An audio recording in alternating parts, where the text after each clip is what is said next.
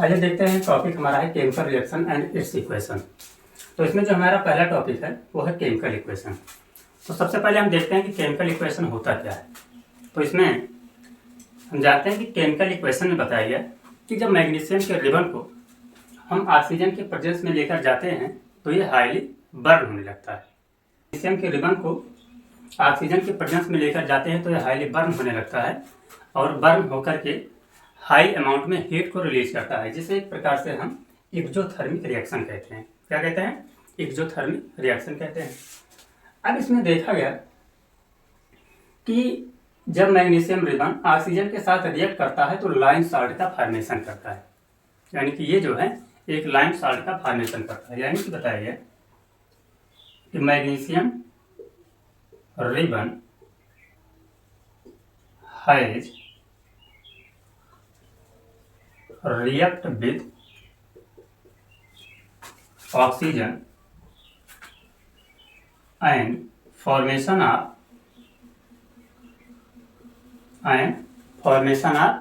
magnesium oxide यानी कि MgO। यानी कि मैग्नीशियम और ऑक्सीजन जब आपस में एक दूसरे से मिलते हैं तो मैग्नीशियम ऑक्साइड का फॉर्मेशन होता है, जिसे हम लाइम साल्ट कहते हैं। यानी कि it's is called as lime salt। ठीक है। और फिर इसके बाद में हाई अमाउंट में एनर्जी इवेपोरेट होती है। जब ज़्यादा मात्रा में एनर्जी निकलती है तो उसी को हम क्या कहते हैं? एक्सोथर्मिक रिएक्शन, जो कि हम पहले पढ़ चुके हैं। अगर जिसका हम केमिकल इक्वेशन देखें तो इसमें बताया गया magnesium plus oxygen gives out, यानी ये क्या बनाता है? MgO। ठीक है, यानी कि ये बनाता है मैग्नीशियम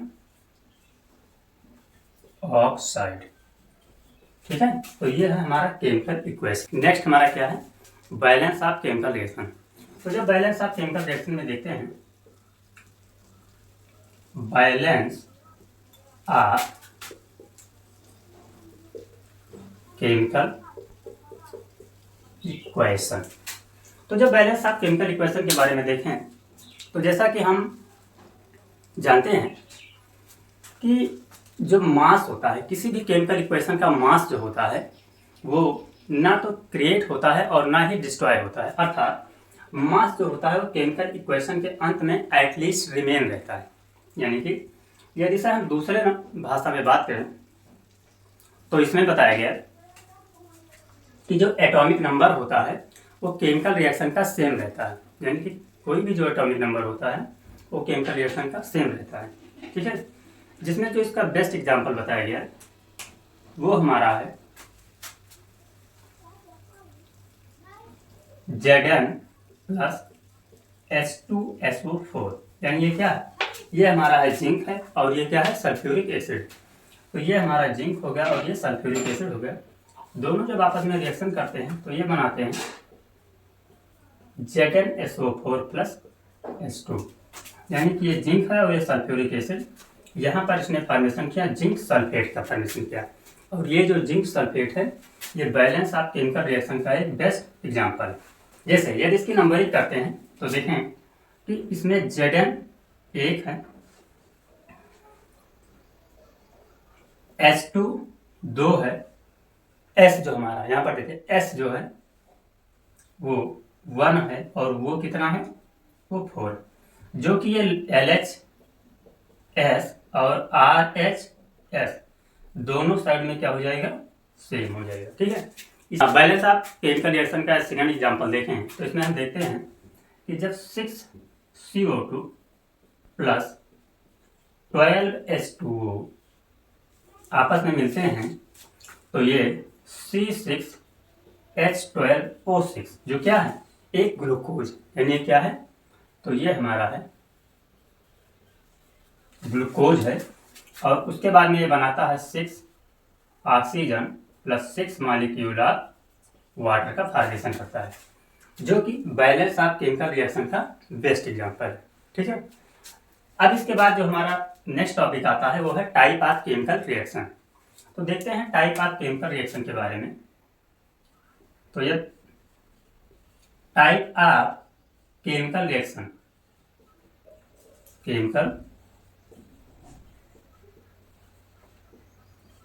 की बात करें तो सबसे पहले यानी कि जब किसी आइटम के बीच में किसी बॉन्ड का फॉर्मेशन या ब्रेकडाउन होता है तो उससे एक न्यू प्रोडक्ट का फॉर्मेशन होता है, जिसे हम क्या कहते हैं, केमिकल रिएक्शन कहते हैं। यानी कि हम ये लिख सकते हैं कि when the breakdown and formation of bond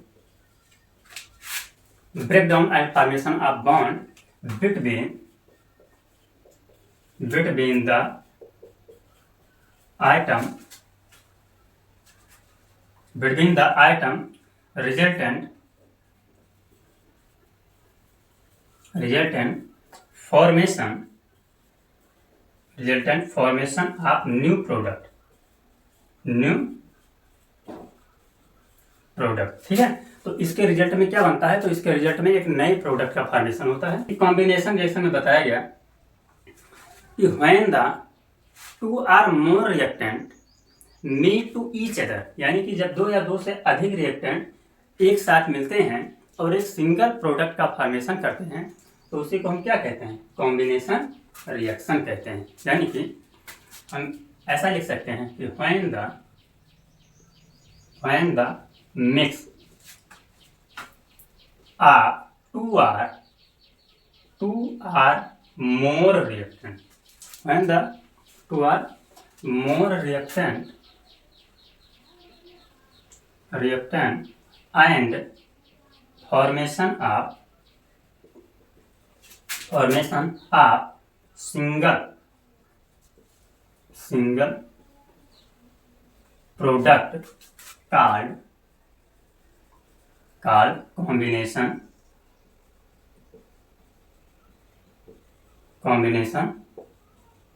reaction, ठीक है। यानी कि यहाँ पर हमने क्या देखा कि जब दो या दो से अधिक रिएक्टेंट आपस में मिल करके एक सिंगल प्रोडक्ट का फॉर्मेशन करते हैं तो उसी को हम क्या कहते हैं, उसे हम कहते हैं कॉम्बिनेशन रिएक्शन, ठीक है। उसे हम क्या कहते हैं, कॉम्बिनेशन रिएक्शन। अगर आइए एग्जाम्पल देखते हैं कॉम्बिनेशन रिएक्शन का। तो जब कॉम्बिनेशन रिएक्शन का एग्जाम्पल देखते हैं तो इसमें बताया गया है कि जो हमारा कैल्शियम ऑक्साइड होता है, ये कैल्शियम ऑक्साइड जो है जब वाटर के साथ या वाटर के संपर्क में जाता है तो ये वैगरेसली बर्न होने लगता है, यानी कि बहुत तेज़ी से जलने लगता है और उस केस में बहुत ज़्यादा एनर्जी रिलीज होती है, ठीक है, जिसे एक प्रकार से हम एक्सोथर्मिक रिएक्शन भी कहते हैं। और इसके दौरान एक न्यू प्रोडक्ट का फॉर्मेशन होता है जिसे हम कहते हैं लाइम साल्ट। तो यानी कि यहाँ पर देखा गया कि when calcium oxide react with H2O, यानी कि react with water, then formation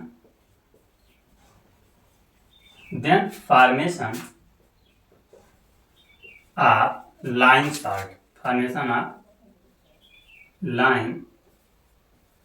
salt and produce high amount of heat and produce large amount of heat, ठीक है। यानी कि ये large amount of heat produce करते हैं, यानी कि large amount of heat produce करती है, ठीक है, जिसे हम एक प्रकार से क्या कहते हैं, एक्सोथर्मिक रिएक्शन भी कह सकते हैं, ठीक है। तो अब यदि हम इसका केमिकल इक्वेशन देखें तो इसमें बताया गया है कि जब कैल्शियम ऑक्साइड ये वाटर के संपर्क में आता है तो ये बनाता है कैल्शियम हाइड्रोक्साइड, यानी कि CaOH2, यानी क्या, ये हमारा था कैल्शियम ऑक्साइड, जब वाटर के साथ में मिक्स हुआ तो इसने बनाया कैल्शियम हाइड्रोक्साइड, प्लस यहाँ पर हाई अमाउंट में क्या रिलीज होती है, हीट, जिसे हम किससे सिंबल से डिनोट करते हैं डेल्टा टी, यानी कि टेम्परेचर, या जिसे हम कहते हैं हीट, ठीक है। नेक्स्ट है कि जब कैल्शियम ऑक्साइड को वाटर के साथ मिक्स करके हमने बनाया कैल्शियम हाइड्रोक्साइड। अब जब इस कैल्शियम हाइड्रोक्साइड को हम कार्बन डाइऑक्साइड के साथ स्लोली रिएक्ट करवाएंगे तो ये कैल्शियम कार्बोनेट का फॉर्मेशन करता है। अर्थात यहाँ पर हम देख रहे हैं कि जो कैल्शियम हाइड्रोक्साइड है, यानी कि जब कैल्शियम ऑक्साइड हाइड्रोक्साइड को रिएक्ट विद CO2 यानी कि CO2 के साथ रिएक्ट करवाते हैं तो then formation of calcium carbonate क्या बनाता है? कैल्शियम कार्बोनेट बनाता है। ठीक है, यानी कि जिसका हम इक्वेशन देखें तो इसमें बताया गया ये क्या, ये है कैल्शियम हाइड्रोक्साइड और प्लस किसे रिएक्ट करवाएंगे? CO2 के साथ जब रिएक्ट करवाते हैं तो ये क्या बनाता है? ये बनाता है कैल्शियम कार्बोनेट, यानी कि CO3 प्लस हाई अमाउंट में क्या रिलीज करेगा? तो हाई अमाउंट में रिलीज करेगा हीट। ठीक है, तो ये दोनों एग्जांपल हमारा हो गया किसका? कॉम्बिनेशन रिएक्शन का। इसके अलावा कॉम्बिनेशन रिएक्शन के और बहुत सारे एग्जांपल हैं, जैसे कि burning of coal, formation of water and formation of energy product from the glucose. तो आइए एक एक करके देखते हैं। हाँ, देखते हैं कॉम्बिनेशन रिएक्शन का जो फर्स्ट एग्जांपल है वो है बर्निंग ऑफ कोल। ठीक है, तो जब पहला जो हमारा है वो है burning of coal, burning of coal. ठीक है, तो इसमें हम देखते हैं कि जब कार्बन को बर्निंग ऑफ कोल में जब कार्बन को ऑक्सीजन के साथ मिक्स किया जाता है, यानी कि जब कार्बन को ऑक्सीजन के साथ रिएक्ट करवाया जाएगा तो क्या बनाएगा? CO2 का फॉर्मेशन करेगा। अर्थात यहाँ पर हम देखते हैं कार्बन सॉलिड है और ऑक्सीजन गैस फॉर्म है, लेकिन जब दोनों एक दूसरे के साथ मिलते हैं तो यहाँ पर बनाते हैं CO2 गैस, यानी कि ये क्या बनाता है? CO2, ये भी क्या है? एक प्रकार से गैस ही है। दूसरा इसका बेस्ट एग्जांपल है कि फॉर्मेशन ऑफ वाटर। दूसरा हमारा एग्जांपल है कि फॉर्मेशन ऑफ वाटर। तो यदि वाटर के बारे में बात करें, यहाँ पर लिखते हैं फॉर्मेशन ऑफ वाटर। ठीक है, तो वाटर में हम जब देखते हैं तो इसमें कुछ हाइड्रोजन के मॉलिक्यूल और ऑक्सीजन के मॉलिक्यूल मिलकर के क्या बनाते हैं? वन मॉलिक्यूल्स ऑफ वाटर बनाते हैं। यानी कि नेक्स्ट हमारा है एग्जांपल कि फॉर्मेशन ऑफ वाटर, यानी कि वाटर का फॉर्मेशन करते हैं। तो देखते हैं वाटर के फॉर्मेशन में इसमें बताया गया कि जब दो मॉलिक्यूल्स ऑफ हाइड्रोजन के होते हैं और प्लस दो मॉलिक्यूल्स ऑक्सीजन का होता है तो ये बनाता है वन मॉलिक्यूल्स ऑफ H2O। ठीक है, क्या बनाता है? वन मॉलिक्यूल्स ऑफ H2O का फॉर्मेशन करता है। तो पहले हम देखते हैं कि डिकम्पोजिशन रिएक्शन होता क्या है। तो डिकम्पोजिशन रिएक्शन में बताया गया कि when one product are break down into two or more part, यानी कि जब कोई एक प्रोडक्ट दो या दो से अधिक भागों में टूटता है और उसे एक से अधिक प्रोडक्ट का फॉर्मेशन होता है तो उसे हम क्या कहते हैं? डिकम्पोजिशन रिएक्शन कहते हैं। ठीक है, यानी कि इसमें बताया गया कि व्हेन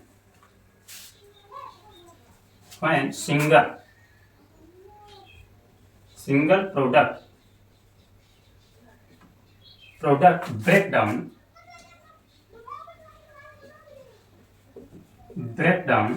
ऑफ टू और मोर पार्ट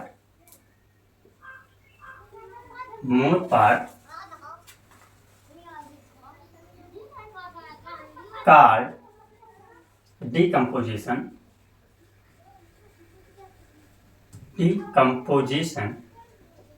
क्या कहते हैं?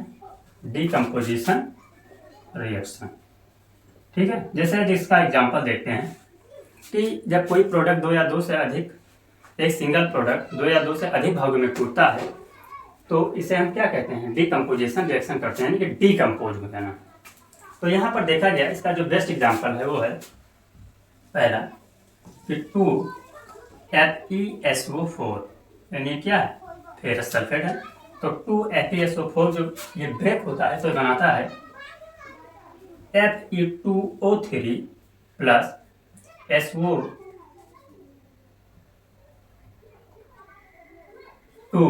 प्लस SO3, यानी कि ये क्या करता है, जब 2FeSO4 प्रोडक्ट जो है ये ब्रेक होता है तो ये बनाता है Fe2O3 plus SO2 plus SO3, यानी कि ये हमारा क्या है, फेरस सल्फेट है। क्या है ये, क्या है हमारा फेरस सल्फेट, और ये है फेरिक, ये हमारा है फेरिक सल्फेट। ठीक है, तो ये हमारा हो गया डीकम्पोजिशन रिएक्शन का एग्जांपल। अब जो नेक्स्ट टॉपिक है वो हम पढ़ेंगे नेक्स्ट डे में।